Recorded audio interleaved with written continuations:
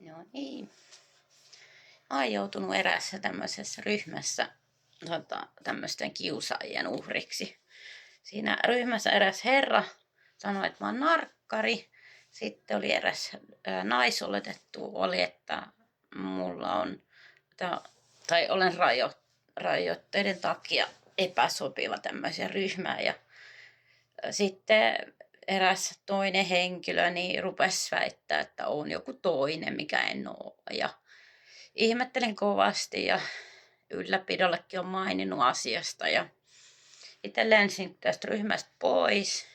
Tämä kyseinen ryhmä on tämmöinen kuin BDSM-baari, löytyy netistä.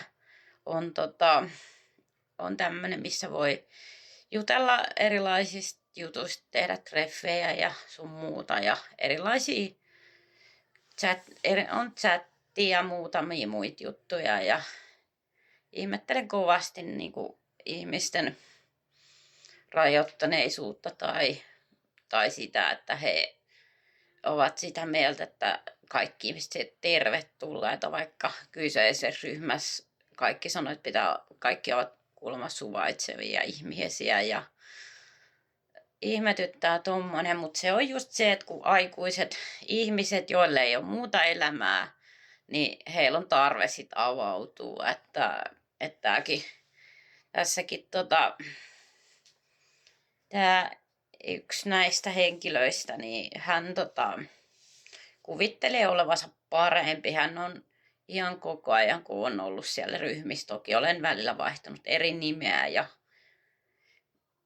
kertonut vähän erilaisia tarinoita. Ja tuntuu, että muutenkin tämä ryhmä on tämmöinen huijausryhmä, että siellä ei ole ketään semmoista todellista. Toki olen sieltä ihmisten kanssa jutellut ja muutenkin chattailu. Ja mua ihmetyttää tommonen kulttuuri, että niinku ollaan niinku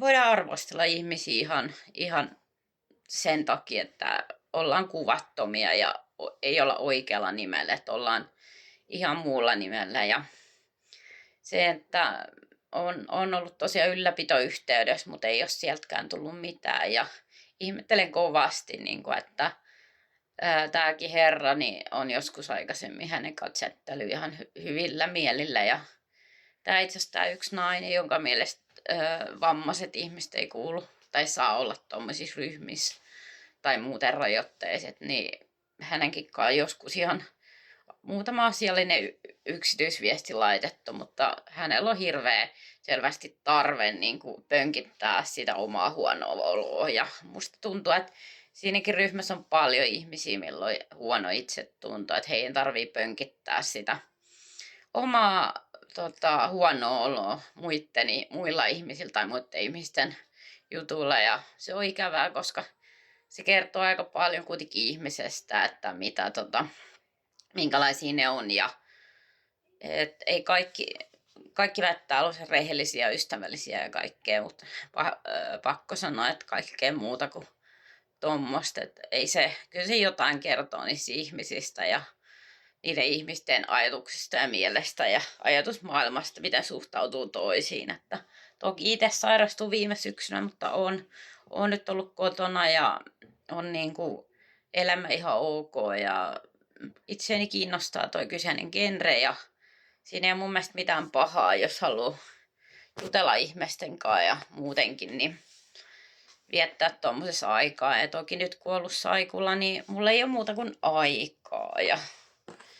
Ja sitten toki teen muitakin juttuja sun muita, mutta ne on ihan hauskoja ollut. Ja siellä on ihan mukavia ihmisiä ja tullut chattailtyä erilaisten ihmisten kanssa ja muutenkin. Että niinku, miksi ihmiset sit on niin raakoja toisilleen somessa. No, kun ei tarvii esiintyä omalla nimellä eikä naamalla. Tämäkin rouvas henkilö, tai en tiedä onko rouva, mutta tämäkin naisoletettu, niin hän on ilmeisesti kuitenkin, niin kuin, hän vaan viettää siellä aikaa, että hänelle ei ole mitään hakua. Että kuva löytyy, mutta on semmoinen selkäkuva, että ei tosiaan pysty tunnistamaan, kuka hän on. Ja tuossa eilenkin, niin mitä chatissa sitten olin, niin ihmettelin kovasti, että että miten näillä ihmisillä oikeasti niin kuin hirveä tarve ottaa joku ihminen silmätikuksi ja tökkiä. Ja itse kun on ollut siellä, niin on ollut tosi asiallinen ja muutenkin ihmisten kanssa ihan ja tuun yleensä toimeen. Ja on toki paljon ollut työskennellyt aloilla, toki omalla alalla vuosia, niin ihmisten kanssa. Ja on sen oloinen ihminen, että on helppo lähestyä ja jutella. Ja en ole ikinä niin kuin, ihmisiä kohtaan mitenkään ilkeästi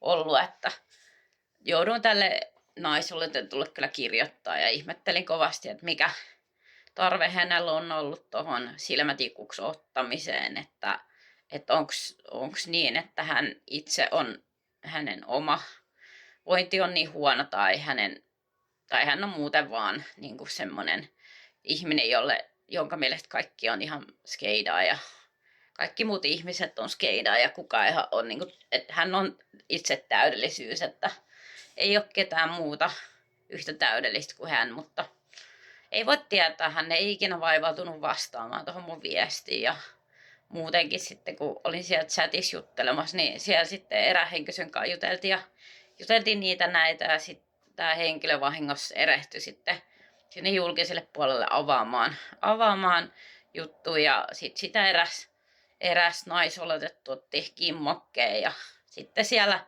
useampi ihminen avautui ja kitis ja haukkui ja arvosteli. Ja sitten mä ihmettelin ihan niin kuin siinä, että mitähän tämä ihminen on tehnyt, että onko hän tehnyt teille jotain, niin yllättäen sieltä ei kukaan osannut vastata tai ei kukaan uskaltanut vastata, että yhden kanssa siinä sitten privatisti jutteli ja totesi tämä herra, että tämä henkilö, mistä täällä puhutaan, niin hän on ihan asiallinen tyyppi, että hän on joskus jutellut sen kanssa ja yritin sitten siinä ihmisille selostaa, että me ollaan kaksi eri henkilöä, että vaikka ollaan samanikäisiä, niin ei todellakaan niin kuin olla sama henkilö. Että vaikka juttu ehkä kuulosti samilta ja toki tämän toisen hahmon olin sitten vähän muokannut ja eri lailla luonut ja kerroinkin, että oli joutunut onnettomuuteen, jonka seurauksena oli sairaslomalla. Mutta monelle toki rehellisesti kerroin, että mikä oli todellinen syy. Ja sen huomasi, että siellä ryhmässä ihmiset kaikkos aika nopeasti, että kun kertoo, että mitä on tapahtunut, niin varsinkin tämmöiset nuoremmat ihmiset, että semmoiset 40 ja 3-40 välit olevat ihmiset, niin ne oli ihan kauhuissaan ja niistä ei ikinä enää kuulunut mitään. Ja musta tuntuu, että eivät vaan tajua sitä, että tämmöistä voi tulla myös nuoremmalla iällä. Ja ehkä ihmiset sitten tajuu, jos itselleen sattuu jotain, että kun karma on semmoinen hassu juttu, että sille ei maha mitään. Ja itsellä nyt on ollut vähän huonot selkä, kun on ollut leikkausta ja tämä aivojuttu sen jälkeen.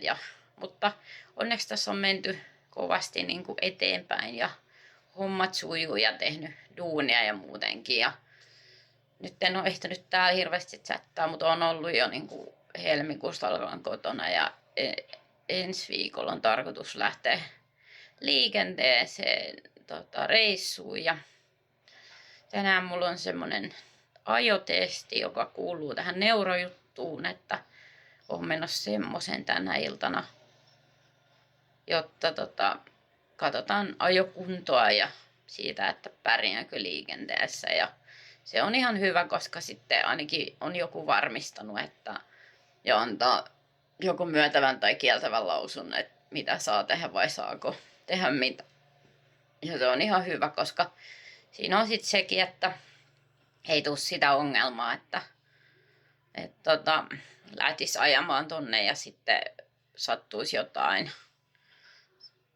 Ja sitten, tai itselleen sattuisi jotain, tai joku toinen ajaisi itteni päälle. Toisaalta pitää muistaa, että tuolla liikenteessä on vaikka minkälaisia muitakin kuskeja ja tosissaan. Niin. Mut joo, se tämän päiväisistä pelinjoista. Ciao, kidao.